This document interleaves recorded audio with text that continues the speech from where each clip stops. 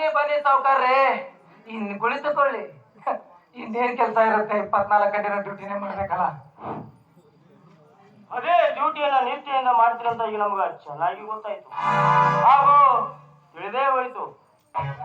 ಇಂಥ ಒಬ್ಬ police officer ನಮ್ಮ ಗೌಡ್ರಿಗೆ ಹೆಗಲಿಗೆ ಹೆಗಲಾಗಿ ನಿಂತರೆ ಈ ಊರೇನೋ ಈ ನಾಡೇ ಬಂಗಾರದ ನಾಡಾಗುತ್ತದ. ಇದನ್ನ ಬಂಗಾರ ಮಾಡ್ಬೇಕಂತೇಳಿ ಈ ಸಾಹೇಬ್ರನ್ನ ಗಣಸೂರು ಕಳಿಸಲ್ಲಿ ತಮ್ಮ ನಿನ್ನೆ ರಾತ್ರಿನ ತಿಳಿದು ಇವ್ರು ಎಂತ ಗಂಡ ಕೆಲಸ ಮಾಡಿದವರು ಅಂತ. ಬಡ್ಡಿ ಬಸಪ್ಪ, ಆಡ್ಬಿಡ್ತನ್ರಿ ಅಪ್ಪ. ನೀವು ಪಟ್ ಕಂಪ್ಲೇಂಟ್ ಪ್ರಕಾರ ಆ ಕಳ್ಳನನ್ನ ಅರೆಸ್ಟ್ ಮಾಡಿದೀನಿ. ಯಾರ್ಯಾರಿದ್ದಾರೆ ಅಂತ ಆಮೇಲೆ ವಿಚಾರಣೆ ಮಾಡಿ ಅವ್ರನ್ನೂ ಅರೆಸ್ಟ್ ಮಾಡ್ತೀನಿ.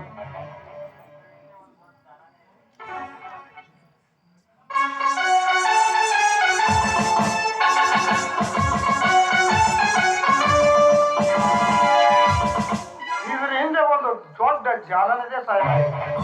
ಇಂಥ ಡಕಾಯಿತರನ್ನ ಹಿಡಿದು ಒದ್ದು ಹಾಕುವುದೇ ನಿಮ್ಮ ಕೆಲಸ. ನೀವು ಕೇಳಿದಾಗ ಕೇಳಿದಷ್ಟು ಹಣ ಕಳಿಸುವುದು ನಮ್ಮ ಕೆಲಸ. ಆಮೇಲೆ ನಿಮ್ಮ ಪ್ರಮೋಷನ್ ತಾನಾಗಿ ಆಗತ್ತೆ. ಸಾಹೇಬ್ರೆ, ಅದಕ್ಕೆ ಬೇಕಾದ ಸಾಕ್ಷಿ ನಾನಿದ್ದೇನೆ. ಯಾಕಂದರೆ ಸಂಬಂಧ ಸೂತ್ರವನ್ನೆಲ್ಲ ಬದಿಗೆ ಒತ್ತಿ ಕಾನೂನು ಅಂದ್ರೆ ಏನು ಅಂತ ಈ ನಾಡಿಗೆ ತೋರಿಸಿಕೊಟ್ಟ ಸಲಗಾರರು ನೀವು. ಇಲ್ಲಿಯವರೆಗೂ ನಮ್ಮಂತವರು ಕೊಟ್ಟಿರುವ ಸರ್ಕಾರದಲ್ಲಿ ಕಂಪ್ಲೇಂಟ್ ಪೇಪರ್ಗಳು ರಸ್ತೆ ಹಾಳಿಗಳಾಗಿ ಮೂಲಿಗೆ ಬಿದ್ದಿವೆ.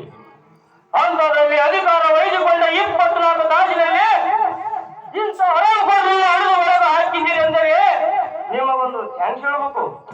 ಹೌದು ಮುನಿರತ್ನ, ಅದಕ್ಕಂದೆ ಗಡಿ ಕಾಯುವ ಸೈನಿಕರಿಗೆ ಮತ್ತು ಸಮಾಜ ಕಾಯುವ ಪೊಲೀಸರಿಗೆ ಗಣ್ಣ ಕೊಟ್ಟಿದೆ ಸರ್ಕಾರ.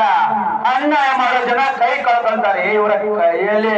ನೀವು ಇದೇ ರೀತಿಯಾಗಿ ಕೆಲಸ ನಿರ್ಗಿತಾ ಇದ್ದರೆ ನಮ್ಮ ಗೌರ ದರ್ಪ ಆಕಾಶದ ಹತ್ತಿರ ಸೇರುವ ಸಂದೇಹವೇ ಇಲ್ಲ.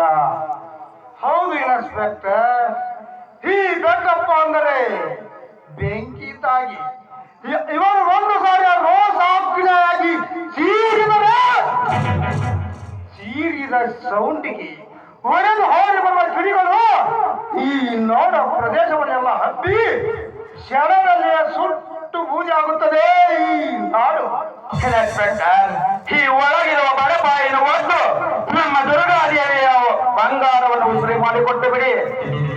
ಅಂದಾಗ ತಿಳಿಯುತ್ತದೆ ನಿಜವಾದ ನಿಮ್ಮ ತಂದೆ ಕೊಂದವರು ಯಾರು ಅಂತ. ಬಡ್ಡಿ ಬಸಪ್ಪ, ಒಳಗೆ ಹಾಕಿದ್ರೆ ಮಗನ ಹರಾರು ಜನ ಸೌಂಡ್ ಅಂದ್ರಾಗಲ್ಲ ನಮ್ಗ. ಏನು ಅವಶ್ಯವಿಲ್ಲದ ಮಾತುಗಳನ್ನಾಡಿ ಈ ದೇವಸ್ಥಾನದ ಕೆಲಸ ನಿರ್ಧರಿಸ್ತೀಯ, ಬಾಯಿ ಬಿಟ್ಕೊಂಡು ಕಂಪನ ನಿರ್ಧರಿಸ್ತೀಯ. ನಿಮ್ಮ ಮಾತಿಗೆ ಪ್ರತಿ ಉತ್ತರ ಕೊಡುವ ಈ ಕತ್ತೆಗೆ ಲಕ್ಷ ಪಚ್ಚ ಹಾಕಲಾಗಲಿ. ಅವ ಯಾಕೆ ಬಾಯಿ ಮುಚ್ಚಿಕೊಂಡು ಕಪ್ಪನೆ ನಿಲ್ಲಬೇಕಲ್ಲಿ ಬೇಬರ್ಸಿ ಬೆಟ್ಟ. ನಟ್ಟಿಗಿದ್ದ ಮಾತು ನಟ್ಟಿಗೆ ಹೇಳೋದು ಇವರ ಗಂಡು ಗೊಬ್ಬರ. ಇದ್ದ ಮಾತು ಇದ್ದಂಗೆ ಹೇಳಿದರೆ ಬಂದು ನಿನಗೆ ಎದಿಗೆ ಒದ್ದಂಗಾಯ್ತನಲ್ಲಿ ಬೇಬರ್ಸಿ. ಈಗ ಅದನ್ನ ಹೇಳಿ ಬರ್ಸು ಈ ಇನ್ಸ್ಪೆಕ್ಟರ್ನಲ್ಲಿ. ಆಮೇಲೆ ತಿಳಿಯುತ್ತಿದೆ ಯಾರಲ್ಲಿ ನ್ಯಾಯ ಇದೆ ಅಂತ. ಬಜರಂಗೆ, ಸಿಕ್ಕಾಪಟ್ಟೆ ಮಾತನಾಡಿಕೆ ಇದು ನಿನ್ನ ಮನೆ ಅಲ್ಲ, ಪೊಲೀಸ್ ಸ್ಟೇಷನ್. ನಿಮ್ಮಂತ ಕಳ್ಳರಿಗೆ ಹೇಗೆ ಪಾಠ ಕಲಿಸ್ಬೇಕು ಅಂತ ನನಗೆ ಚೆನ್ನಾಗಿ ಗೊತ್ತಿದೆ. ಹಾಗಿದ್ದರೆ ಈ ಹರಾಂಪುರ್ ಬೆಟ್ಟಪ್ಪನ ಕಡೆಯಿಂದ ಕಂಪ್ಲೇಂಟ್ ಬರೆಸಿಕೊಂಡು ಚಾಲೆಂಜ್ ಆಗಿ ಸ್ವೀಕಾರ ಮಾಡೋ ಇನ್ಸ್ಪೆಕ್ಟರ್ ನಿನ್ನ ತಂದೆಯ ಕಥೆ ಏನಾಗಿದೆ ಅಂತ. ಸಾಹೇಬ್ರೆ, ಮಾತಿಗೆ ಮಾತು ಬೆಳೆದಂತೆ ಈ ಬಡ್ಡಿ ಮಗನ ಮಾತು ಕೇಳಿದ್ದು ನೀವು ಹೀಗೆ ಮುಳಿದರೆ ನಿಮ್ಮ ಅಧಿಕಾರಕ್ಕೆ ಅವಮಾನ. ಒಂದು ಬುದ್ಧಿಗಳಿದೆ ಮಗನ. ನಿಮ್ಮ ಮಾತಿಗೆ ಪ್ರತಿ ಉತ್ತರ ಕೊಡುವ ಈ ಲಕ್ಷ ಗಂಟೆಗೆ ಲಕ್ಷ ಪತ್ತೆ ಉಂಟಾಗಲೇ ಗೊತ್ತಾಗುವುದು. ಹೋದರೆ ನಿಮ್ಮ ಪೊಲೀಸ್ ಬೆಲ್ಟ್ ಅನ್ನ ಹೊಡೆಬರಲಿ ಅಪ್ಪ, ಈ ಕೇಸ್ ಉಲ್ಟಾನ. ಬಸಪ್ಪ, ಅದಕ್ಕೆ ಹೆದರುವ ಗಂಡು ನಾನಲ್ಲ. ಸಿಕ್ಕಂತೆ ಕುರಿ ಹಾಲು ಕುಡಿದು ಬೆಳೆದ್ರಿಂದ ನಿನ್ನಂತ 3 ಬಂಡಿ ಬಂದು ಬಿದ್ದರು ಮಕ್ಕಳಾಗುವುದು ಈ ಬದರಂಗಿಯ ದೇಹ.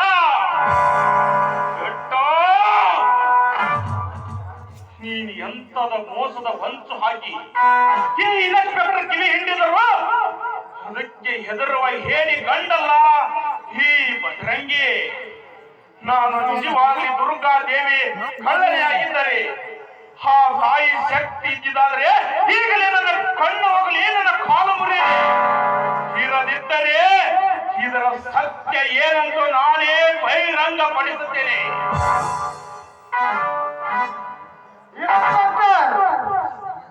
ಇವರು ಜೈಲಿನ ಒಳಗಿದ್ದರು. ಇವರ ಜನ ಸುಮ್ಮನೆ ನಿಂತಿರಲ್ಲ. ಬೇಗನೆ ಹೊರಗೆ ಅವರು ಸುಣ್ಣದ ನೀರನ್ನು ಕುಡಿಸಿ ಓಡಾಡಿಸಿ ಬೇಟೆ ಆಡಿರಿ. ಈ ಮದ ತುಂಬಿದ ಕೋಣನ. ಹೌದು ಬೆಟ್ಟಪ್ಪ, ಹೌದು.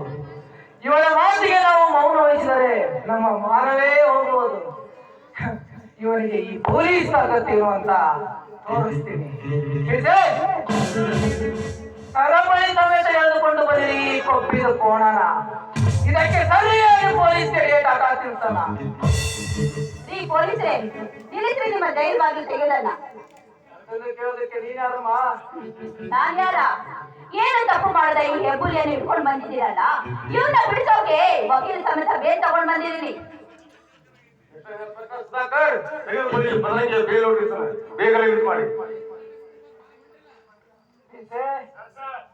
ಬಿಡುಗಡೆ ಮಾಡಿ ಬದ್ರಂಗಿಯನ್ನ.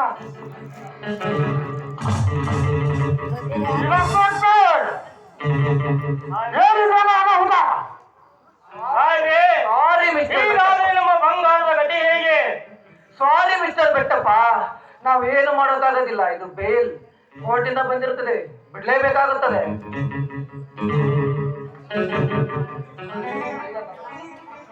ಇದರಲ್ಲಿ ಸಂಬಂಧ ಸೂತ್ರ ಏನಿಲ್ಲ ತಾನೇ ಗೌಡ?